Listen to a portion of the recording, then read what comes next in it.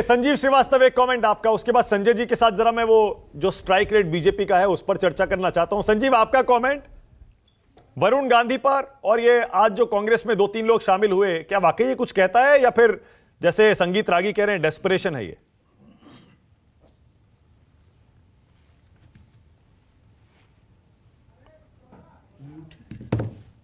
Established नेता है, 3 बार के सांसद रह चुके हैं, और ये भी बात सही है कि उन्होंने पिछले 1-2 साल से जिस तरह के सुर अपनाए थे वो बीजेपी के अनुशासन के हिसाब से सही नहीं थे, और वो कहीं उनके दिमाग में ये लाइन खिंच गई थी शायद कि वो पार्टी से अलग होंगे या पार्टी में उनका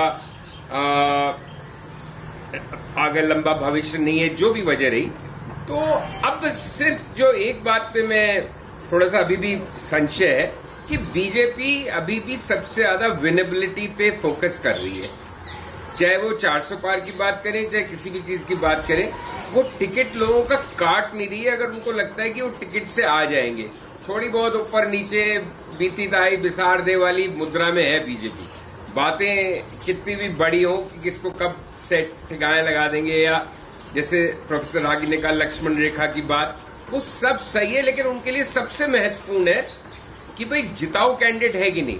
अगर उनके समीकरणों में उनको लगेगा वरुण गांधी के बिना भी वो जीत सकते हैं तो वरुण गांधी का टिकट कटना तय है। अगर उन्हें लगेगा कि ये सब चीज के बीच भी ठीक है ना, इस बार वापस एक बार ले आओ, अपने को तो अपनी संख्या बढ़ानी है, तो वरुण गांधी को टिकट मिल जाएगा। तो बड़ा मुश्किल है कि बीजेपी को आउटगेस कैसे करें हम कि क्या करने वाली है, उनका क्या आकलन है ग्राउंड सिचुएशन का। और जहां तक वरुण की संबंधों की बात है, उस पर विनोद अग्निहोत्री ने बहुत विस्तार से चर्चा की। उसके अपने राहुल और प्रियंका के साथ अच्छे संबंध हैं। राहुल गांधी जब पढ़ते थे और वरुण लंदन में पढ़ रहे थे, तब ये उनके पास आके राहुल रुका करते थे, और ये मुझे मतलब स्वयं वरुण गांधी ने बताया हुआ है। तो वो फैमिली के एक संबंध अच्छे हैं, लेकिन फैमिली के संबंध अच्छे होने से फिर भी एक गांधी परिवार के अंदर एक खास किस्म का सिस्टम है कि वो क्या मेनका जी की उस तरह से, चाहे वरुण के थ्रू ही री एंट्री संभव है, क्या वरुण वैसा चाहेंगे।